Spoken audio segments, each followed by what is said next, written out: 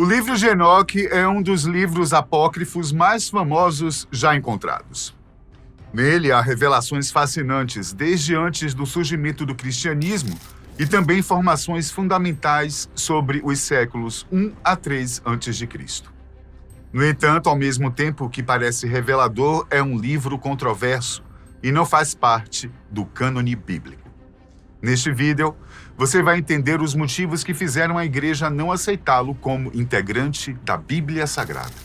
Enoque, o patriarca, é um personagem bíblico que, de acordo com a sabedoria judaica, pertence à 7ª geração de Adão, sendo filho de Jared. Enoque também foi pai de Matusalém, que foi avô de Noé. Assim que Matusalém nasceu, Enoque teria partido para o deserto em busca de aldeias para pregar a palavra de Deus. De acordo com Gênesis, capítulo 5, versículos 21 a 24, e viveu Enoque 65 anos e gerou Matusalém. Andou Enoque com Deus depois que gerou a Matusalém 300 anos e gerou filhos e filhas.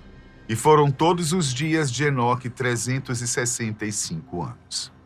Andou Enoque com Deus e não apareceu mais, porquanto Deus para si o tomou. Embora não seja considerado canônico e, portanto, não aceito pela maioria das religiões cristãs, o livro de Enoque contém materiais únicos sobre diversos temas, como a origem dos demônios, o motivo da queda dos anjos e uma explicação das causas do dilúvio, que foram narradas em Gênesis. Aliás, para a Igreja Católica Conservadora, o livro de Enoque chega a ser ultrajante. E esse é um dos grandes motivos de não fazer parte da Bíblia. O livro de Enoque também contém uma explicação profética do reinado de 1000 anos do Messias antes do julgamento final. O fim do mundo, segundo o autor, será marcado por uma grande tribulação, uma guerra cósmica entre as forças do bem e do mal, e a vinda do Messias que irá derrotar os inimigos de Deus e estabelecer o seu reino eterno. O livro também descreve o destino dos justos e dos pecadores após a morte e a ressurreição dos mortos no dia do juízo final. Em Apocalipse 20, capítulos 4 e 5, lemos que aqueles que creem em Deus, mesmo que tenham sido degolados pelos ímpios, ressuscitarão e viverão com Cristo por 1000 anos. Já os contrários à palavra divina terão suas almas presas às suas sepulturas por todo esse tempo. Enoque parecia saber da vinda do Messias e, de acordo com estudiosos, a expressão Filho do Homem apareceu pela primeira vez no livro de Enoque, e não é difícil encontrá-lo. O versículo 10 do capítulo 61, por exemplo, diz: Pois desde o princípio o Filho do Homem existiu em segredo, o qual o Altíssimo preservou na presença do seu poder e foi revelado aos eleitos. O curioso é que o livro de Enoque foi escrito pelo menos 200 anos antes do nascimento de Cristo. E é certo dizer que, séculos antes, outros profetas também predisseram a vinda de um Messias, mas sem chamá-lo de Filho do Homem, como fez Enoque. Alguns estudiosos sugerem que alguns dos patriarcas antediluvianos, como Sete, Enos, Cainã, Maalalel e Jared, também receberam revelações proféticas sobre o plano de Deus para a redenção da humanidade. Essas revelações estariam implícitas nos significados dos seus nomes, que formariam uma frase profética quando lidos em sequência. Curiosamente, formariam uma frase como esta: designado homem mortal, lamento, o Deus bendito descerá. A frase, claro, está sujeita a diferentes interpretações. Outra possibilidade é que alguns dos autores dos livros apócrifos atribuídos a Enoque, como o livro de Enoque 1, o livro de Enoque 2 e o livro de Enoque 3, também fossem profetas que viveram antes do dilúvio e que anunciaram a vinda de um Messias. Esses livros contêm várias profecias sobre o fim dos tempos, o julgamento dos anjos caídos, a ressurreição dos mortos e o reino do Messias. O livro de Enoque é dividido em 5 partes, sendo a primeira delas chamada de O Livro dos Vigilantes, que é um dos mais intrigantes. Essa parte é a mais antiga e influente do livro pois contém muitas referências e alusões a textos bíblicos, especialmente do Gênesis. Ele fala sobre os anjos caídos, que se enamoraram das filhas dos homens belas e elegantes. Aos anjos, essas mulheres deram filhos, e esses filhos foram chamados de Néfilins, seres gigantes que habitaram várias regiões no Oriente Médio.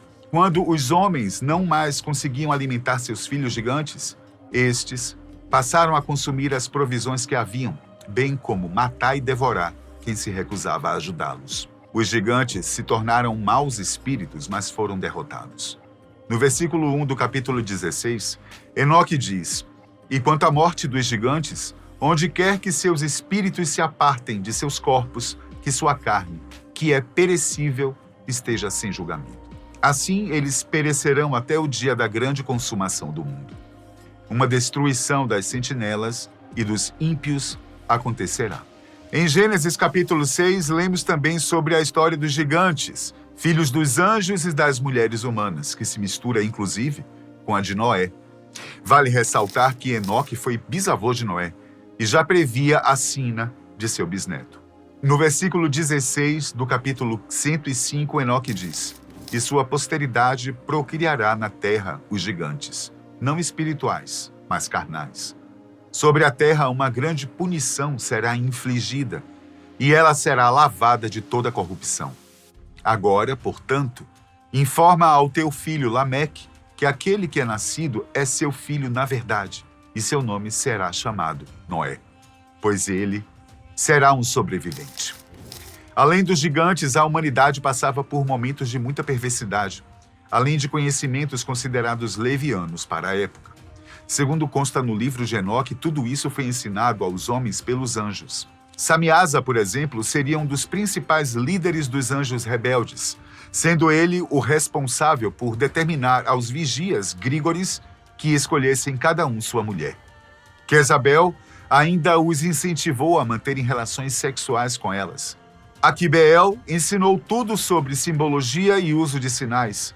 Amazaraque mostrou como fazer feitiços, usando raízes, e Armers o instruiu nos segredos das poções mágicas.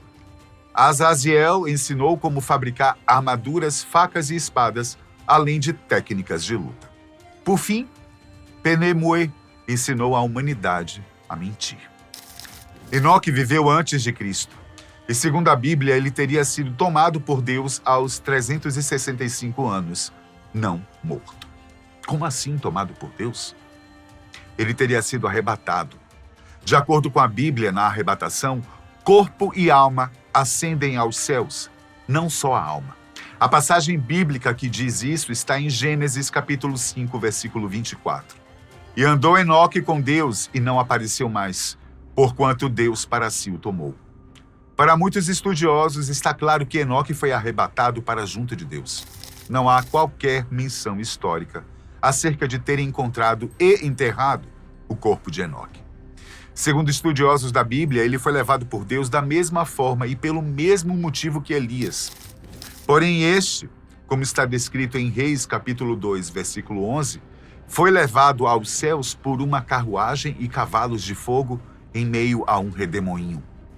A ideia de que Enoque e Elias foram arrebatados por uma nave espacial não é tão absurda quanto parece, não.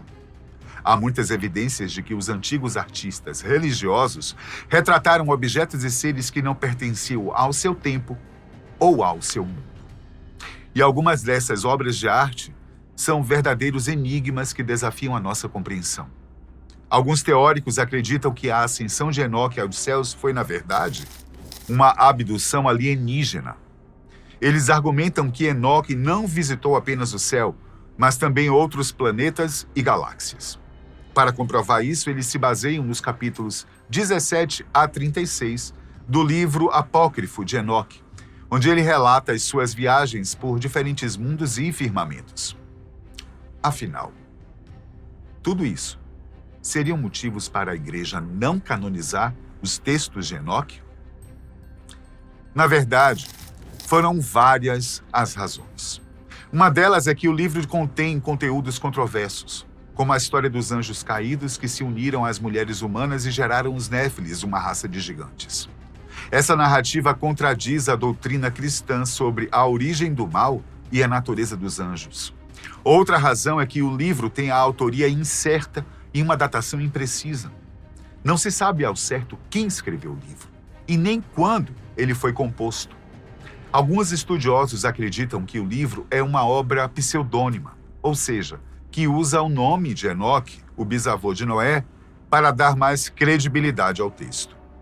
Além disso, o livro não teve uma aceitação universal dentro da comunidade cristã primitiva.